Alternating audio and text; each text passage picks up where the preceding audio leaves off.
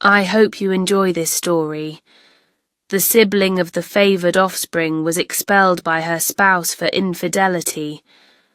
Consequently, our guardians persuaded me to accommodate her, but she proceeded to make advances towards my spouse. Oh dear, so there's a lot of context here, so I'll start with that first. I, 25 female, have a twin sister, Becky. She and I were close growing up, but something just went very wrong when she was a teenager. Becky was an exceptionally bright student, while I was quite average. So in 8th grade, she was offered a scholarship opportunity from a really reputed institution for gifted kids like her, and she wanted to accept. The only problem was that the high school that she was supposed to be attending was way out of town, and the commute itself would take up more than an hour every day. We could have let her live on campus, but Becky wasn't fine with it because she said she didn't like the idea of living on campus.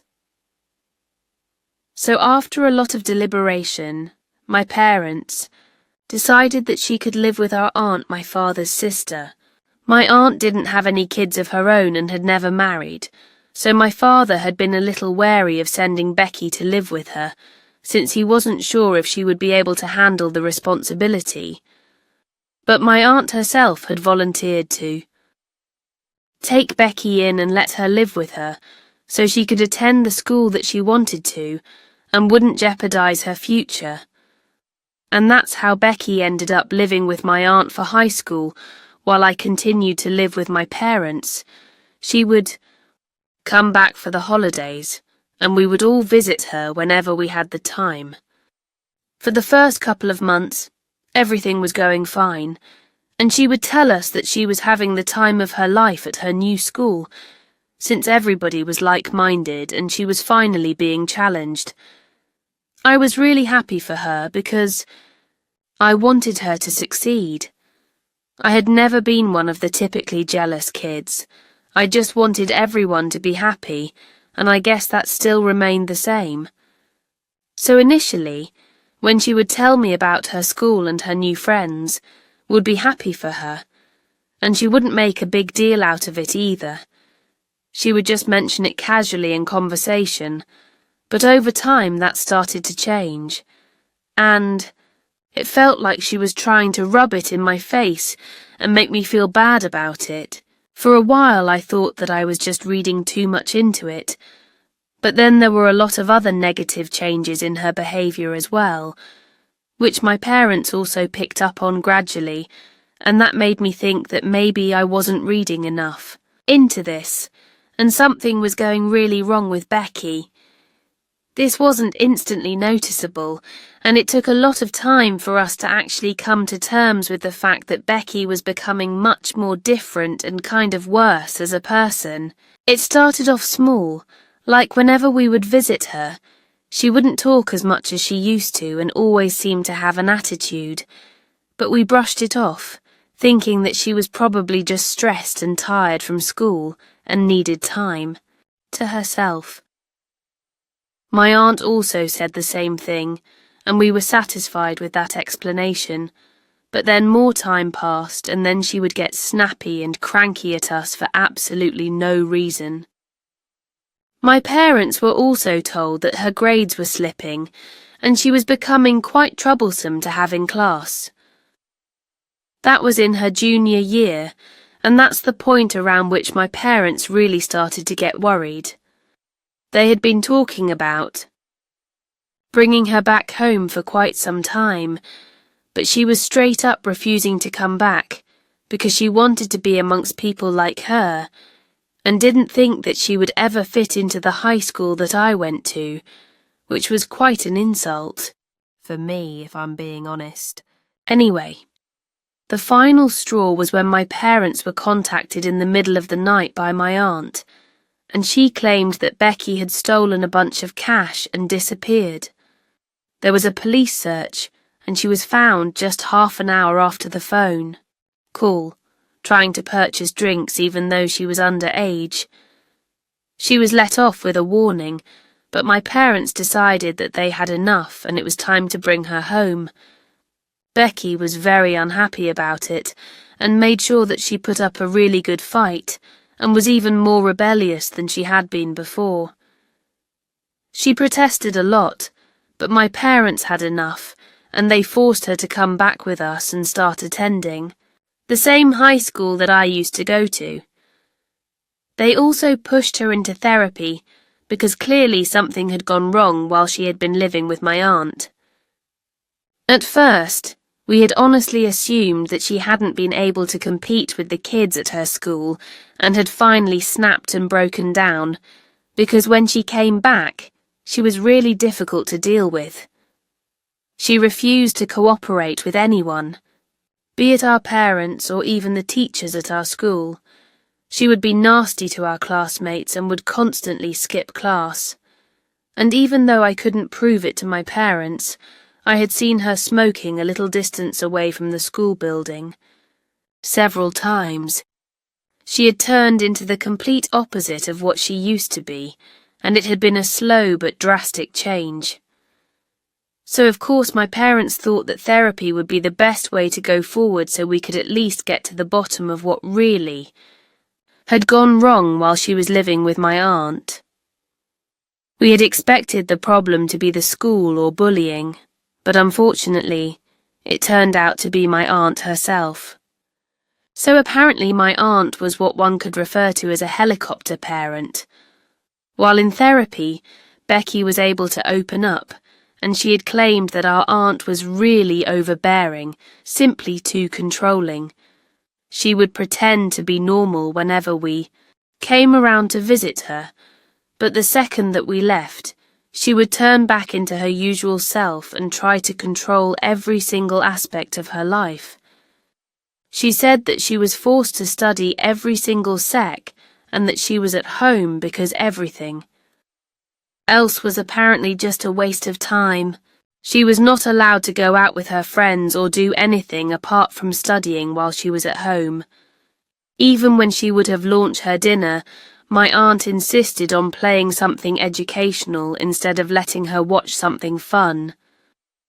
It was really frustrating for her, so she started to act out in other ways, but she wasn't willing to go back to us either, because that would mean giving up on the opportunity of a lifetime. And she didn't want to go to a normal public school, because that would mean demeaning her own capabilities. Our aunt had told her several times that apparently our grandparents had never recognized her talent or intellect, even though she had also been a gifted child, and because her parents had never recognized that she was special and different, they never treated her differently either.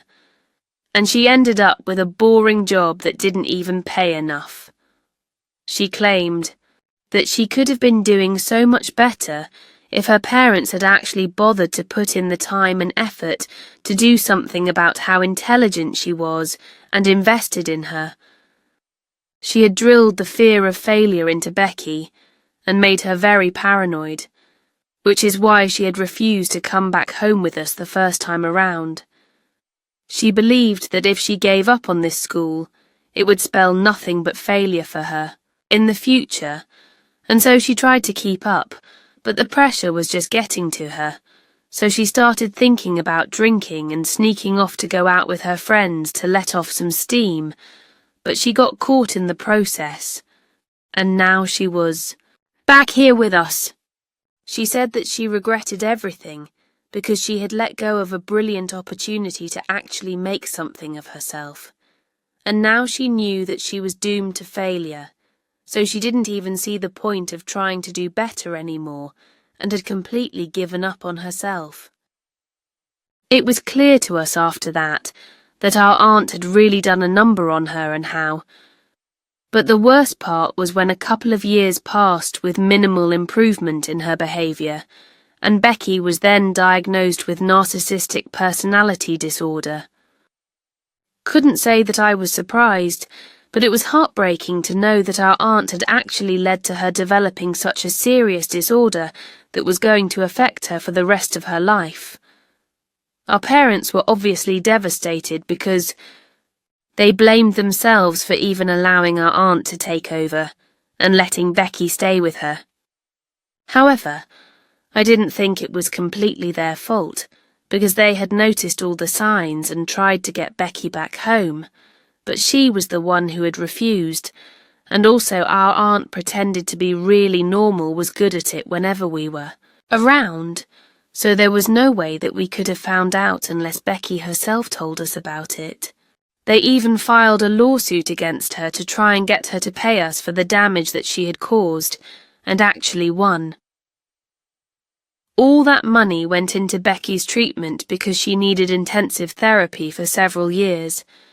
She managed to graduate from high school with great difficulty, but couldn't go to college because she was not in the correct condition, and my parents didn't want to risk anything by sending her away again. She refused to attend community college, so she continued to live with our parents until a few years ago. She started dating this guy called Toby, who moved in next door by himself after our old neighbours sold their house and moved away. He knew everything about her because our parents felt like it was their duty to tell him when they noticed that Becky was growing closer to him, and often found her making excuses to speak to him. He was actually a really kind and compassionate person who genuinely seemed to like her.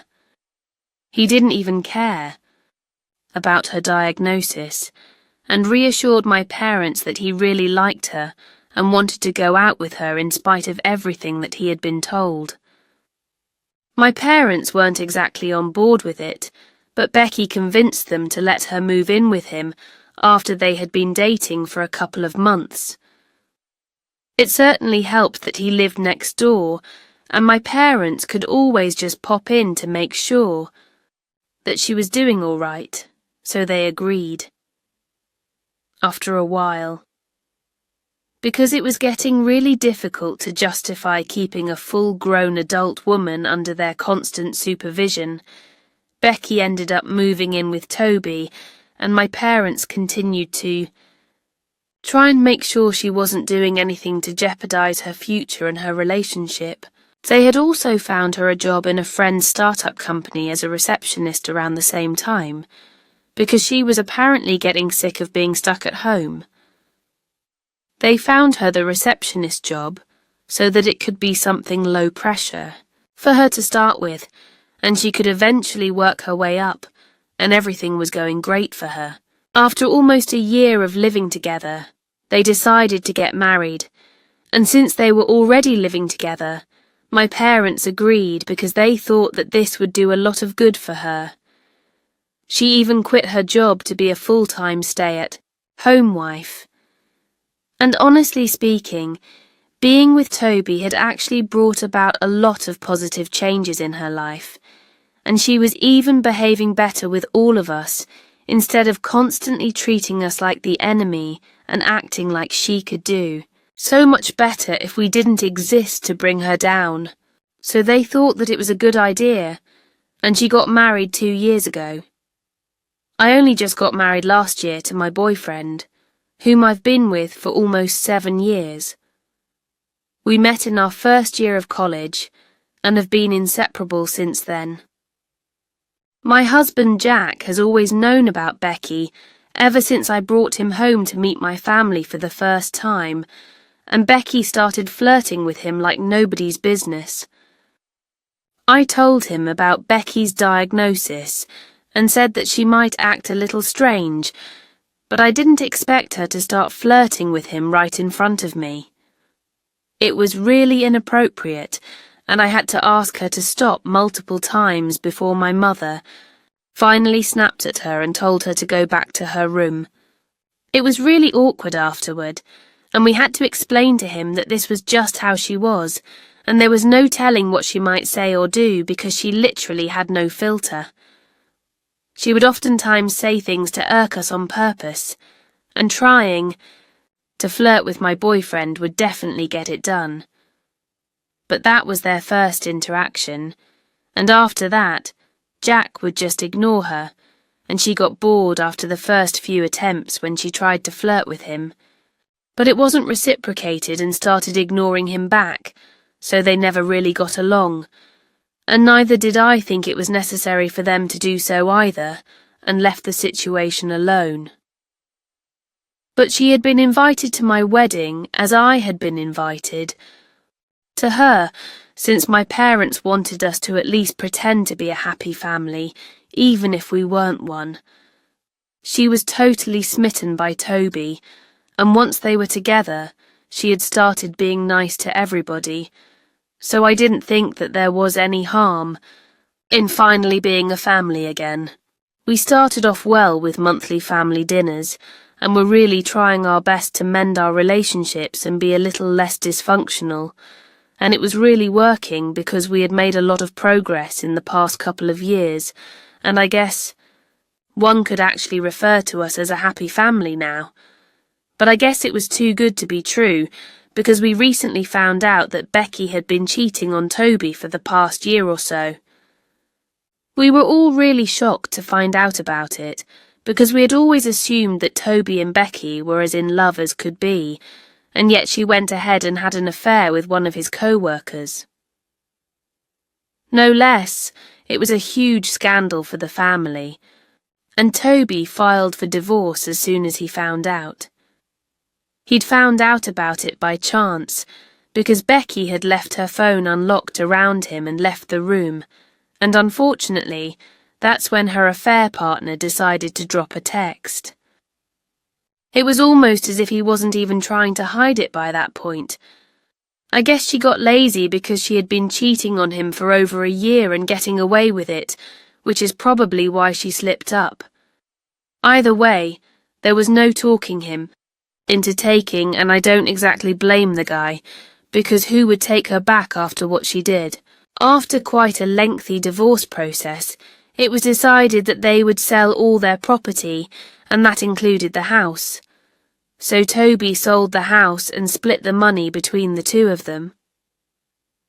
Becky lived with our parents for some time after the divorce, but my parents kept telling me to let her live with me instead, because she complained that my parents being around made her feel like a total loser who was still living with her mum and dad.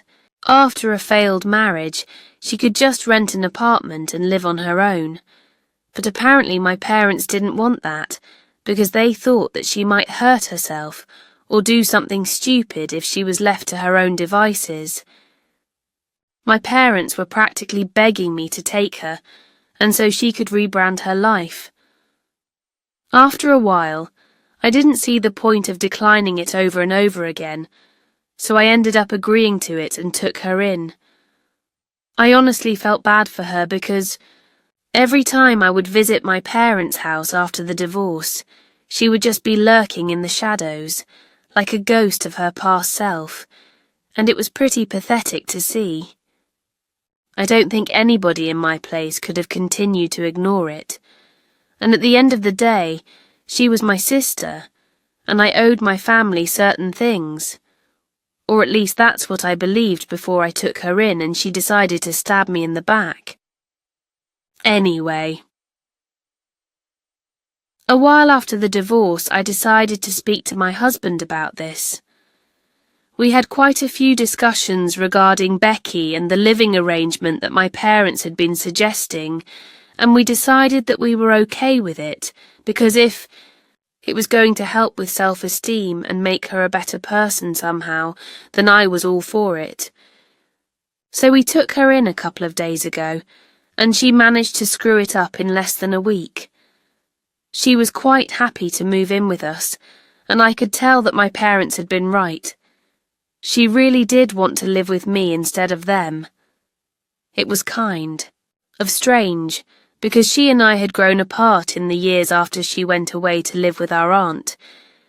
It was nice to see that she was finally reconnecting with me, and I even thought that we could really rebuild our relationship again. I was wrong, obviously, and I never should have taken her in. I only did it as a favour to my parents and a little bit to her, because we all knew that she was in over her own head, and I wanted to do something to fix the family. Call it my saviour. complex, but I just wanted to be helpful. The day that she moved in was actually pretty nice. We let her stay in the guest room and she really made herself at home there. She was chirpy and lively that day, and this was the first time that I had seen her this happy ever since the divorce took place, so I, for one, was really happy that I was being of help. However, things started changing as soon as we had spent one day in our house. The very next day she started picking apart stupid things, like how I decorated my house and the kind of paint that I used for the walls. It was ridiculous, but I didn't say anything about it because it seemed too petty to make an issue out of. The last straw was when at dinner she decided to start flirting with my husband. I'm not even kidding. It was like full-on flirting, and she didn't even seem to care that I was sitting right there.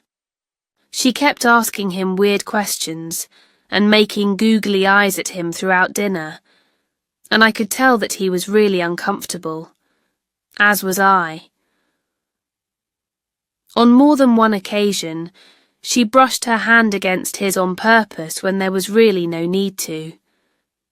I was actually speechless, and my husband and I left the dinner table as soon as we could without even bothering to finish our dinner. We went to our room for a bit and immediately decided that she had to go because there was no way that I was letting Becky live under my roof and flirt with my husband. It was just not going to happen, and she would just have to go back to living with our parents. If that affected her mental health, then tough. But that's not my problem because she's not my daughter. I tried to do something nice for the family by taking in a nutcase like her, but obviously there is no fixing people like this because they're always just going to be ungrateful. I should have known that, but I guess the part of me really did feel bad for her and wanted to make her feel better because she is my sister. After we were done with dinner and our conversation, I called my parents and told them what had happened. I expected them to be just as outraged as I was, in demand that I send her back immediately. A third move back to her parents' place would just be devastating for her, and she would go back to mopping and sulking all the time. They didn't want that for her, and told me that I could either just deal with it, or I could let her have this house and move somewhere else. I didn't even know what they meant by let her have this house, because that's not how things work. You can't just let people have things that don't belong to them, and that applies to both husbands and houses. Anyway, I told my parents that they were being ridiculous, and they had to take her back in. But my parents said that I was overreacting, and that it was apparently no big deal, because as long as I trusted my husband, I had nothing to worry about. As for my sister, she was going through a really difficult time, and I should just overlook all the strange things that she was going to say or do, and just keep her around because as a part of the family, I owe this to them and I have to help. Out! That's when I snapped at them and told them that I didn't really owe them anything, because this was their daughter, not mine, and it was their responsibility to take care of her. Earlier, I did think that I owed them something, which is why I brought her in, but now that it backfired, I wasn't going to entertain it anymore. It just didn't make sense. My parents and I went back and forth for a couple of minutes, after which they told me that I could either get a new home or just put up with my sister, because I had already taken her in, and they were not going to force Becky to relocate once more, just because I was insecure, and then they hung up without giving me a chance to reply. My husband and I were really mad because this was insanely entitled, and I couldn't believe that they actually thought that this was going to work. We went back out into the living room where Becky was, and decided to tell her that the way she had behaved was extremely inappropriate, and we were not comfortable with her living with us anymore. Her reaction to that was nothing sort of crazy, and she instantly started screaming at me, accusing me of being jealous of her all my life. She said that the only reason she had even wanted to move in with us was because she wanted to be closer to my husband, and not me. Apparently she had seen the way he used to look at her whenever we would come over during or even after the divorce. And she knew that he wanted to make a move, but I was the only one who stopped him from doing that. So she had taken it upon herself to move in with us and make it easier for him to confess his feelings. My husband and I were actually dumbstruck when she said that, because of the sheer incredulity of it. A few seconds later, my husband told her to get out and never come back, and that's when she seemed really surprised because she hadn't seen this coming. She tried to seem indignant and said that she knew what she had witnessed, and he was only trying to cover up his tracks now because he didn't want to mess things up with me. I lost my temper and I screamed at her to get out, so she screamed right back and told me that she was leaving anyway, because she had no interest in living with us since we were nothing but a bunch of losers anyway. So she packed her things up quickly and left. We didn't know where she went, and after that we just wanted a quiet night, so we went to sleep. But unfortunately, my parents have not been able to find her yet, since she hasn't been answering any calls, and she definitely didn't go to their place, so we basically have no idea where she is. Long story short, my parents are blaming me for it. They think that my husband and I made this happen, which is really unfair. But I do feel kind of guilty, because had we been a little kinder to her, then maybe this wouldn't have happened. So, I'd have for kicking my narcissistic sister out of my house. Update 1.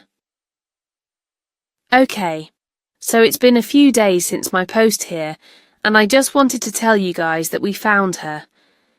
Becky had been crashing at a friend's place who lives a little out of town, and that's why I hadn't been able to trace her. But she is okay, and just as delusional and crazy as ever. When my parents found her, she refused to come back with them because she claimed that she was too good to be living with her family anymore and wanted a place of her own. She said that she was sick of relying on people, first on Toby and then on my parents, so she wanted a home of her own, and guess what? My parents agreed to it. Of course, there's been no apology to me yet, or my husband. My parents just put all this in a message and told me that I should be grateful that nothing bad had happened to her. They told me that they would be buying her a new apartment at the earliest, so she could save her own money and start afresh. Now I don't know why they thought that this was a necessary detail for me to know, but it's great that they told me so. Now I know exactly where I stand. Clearly my happiness is not very important to them, and at least now I know update 2. It happened they got her a new apartment. At least this time. They didn't text me in person to tell me about it.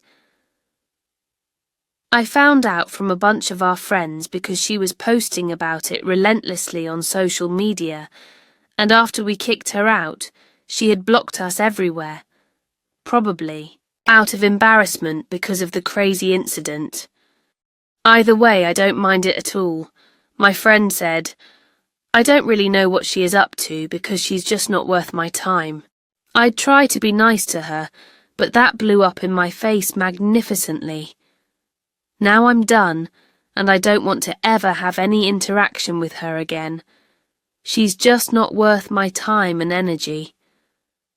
My parents and I still haven't spoken, and I guess they still think that I'm responsible for Becky going missing for those couple of days, even though nothing really happened to her, and she got her way in the end. She should probably be happy that I kicked her out, because that's what got her the new apartment, either way. My husband and I are doing great, and he's my only family as of now. Date 3. Hey, so it's been 1 month since Becky came over, flirted with my husband and got herself kicked out of my house promptly, and then, like you all know, my parents bought her a new apartment to live in with their money instead of the money from the alimony, because they wanted her to be able to save. It's crazy that it's been such a long time since then, and yet nothing seems to have changed with either Becky or my parents. Neither of them has gotten back to me to apologize, and I have stopped holding out hope that they will at any point. Some people are just too selfish to think about anybody else apart from themselves, and I should know that Becky actually was a narcissist. She should probably start therapy again, but I'm not going to tell her that because she's not my family anymore. My husband and I are still going strong and happy, and that's all that matters to me. My parents and Becky can take a hike,